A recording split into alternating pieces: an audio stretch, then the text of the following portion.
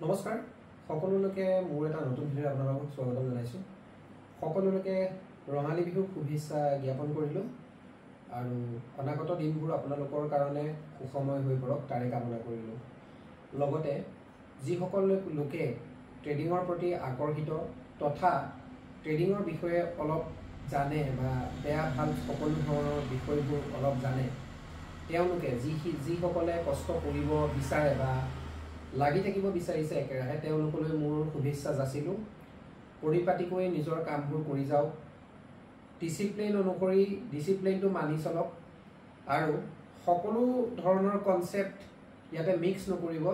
ট্ৰেডিঙত যিকোনো এটা ফলপ্ৰসূ সম্ভাৱনাপূৰ্ণ এটা ষ্ট্ৰেটেজি বা কনচেপ্ট লৈ আপোনালোকে আগবাঢ়ি যাওক, প্ৰেক্টিছ কৰক। এদিন দুদিন বা দুবছৰত আপোনালোকৰ একো নহয়, বা যিদিনাখনি আপোনালোকৰ সেইখিনি সময় সফলতাৰ সময়খিনি সফলতাৰ দিশত আগবাঢ়ি যাবগৈ, এটা ছিষ্টেমেটিক ৱেত আপোনালোকে আগবাঢ়ি যাব পাৰিব, তেতিয়াই আপোনালোকে লাহে ধীৰে এই বস্তুবোৰৰ বিষয়ে আপোনালোকে গম পাব। এদিন দুদিনত একো নহয় বা এবছৰ দুবছৰত একো নহয়। যাৰ ধৈৰ্য আছে, যাৰ সহ্য কৰিব পৰা ক্ষমতা আছে, তেওঁলোকেহে এইখন মাৰ্কেটত টিকিব পাৰে। গতিকে সেইসকলৰ ব্যক্তি যিসকলে এই ভিডিঅ'টো চাই আছে, সেই ভিডিঅ'টো চোৱাসকলৰ মাজতো যদি আপুনি আছে বা আপোনাৰ মাজত সেই গুণখিনি আছে, আপোনালোকে সেইখিনি পালন কৰিব পাৰিব। কিন্তু সদায় মনত ৰাখিব, ট্ৰেডিংটো সদায় এটা প্ৰবেবিলিটিৰ ওপৰত, ট্ৰেডিং সদায় প্ৰবেবিলিটি মানে হৈছে ট্ৰেডিংটো সদায় সম্ভাৱনাৰ ওপৰত চলি থকা এখন মাৰ্কেট। গতিকে এই বিষয়বস্তুটোৰ প্ৰতি আপোনালোকে সজাগ আৰু সচেতন হ'ব। তথা এইখিনি বস্তু, ট্ৰেডিংটো এটা চাইণ্টিফিক টুলছ হয়। গতিকে পৃথিৱীত ট্ৰেডিং এনেকুৱা এটা বিজনেছ, যিটো বিজনেছৰ লগত কোনো ধৰণৰ বিজনেছ তুলনা কৰিব আপোনালোকে নোৱাৰে। গতিকে এইটো বহুত কঠিন এটা ব্যৱসায় আৰু লগতে সেই কঠিন সহজ কৰিলে আপোনালোকৰে কামবোৰ মানে সমাধান হ'ব। গতিকে আপোনালোকে সহ্য কৰি পেলাই, ধৈৰ্য ধৰি পেলাই আপোনালোকে ট্ৰেডিঙৰ যাত্ৰাত আগবাঢ়ি যাওক। আৰু সদায় এটা কথা মনত ৰাখিব, যিখিনি মানুহ ট্ৰেডিঙৰ লগত জড়িত হৈ আছে, তেওঁলোকে এটা কথা সদায় মনত ৰাখিব যে যিকোনো ধৰণৰ এটা ভাল প্লেচত আপোনাৰ নাম থাকিবৰ কাৰণে বা এজন সফল মানুহ হ'বৰ কাৰণে,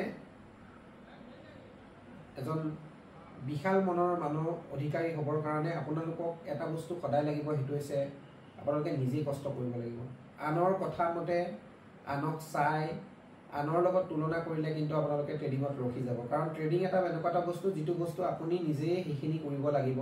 আৰু যিদিনাখনি আপোনালোকে সফলতাৰ মুখখন দেখিব, সেইদিনাখনি আপোনাক কোনো ৰখাবও নোৱাৰে আৰু সমাজখনৰ সন্মুখত আপোনাৰ যিটো দৃষ্টিভংগী, মানুহৰ দৃষ্টিভংগী সম্পূৰ্ণৰূপে সলনি হ'ব। গতিকে সেই দৃষ্টিভংগী সলনি কৰিবৰ কাৰণে আপোনাৰ কষ্টটো বহুত অপৰিসীম। গতিকে কষ্টখিনি অপৰিসীমভাৱে আপোনালোকে কৰি যাব লাগিব আৰু নিজকে অকণমান সংগত কৰি, অকণমান ধৈৰ্য ধৰি চলাই নিব লাগিব।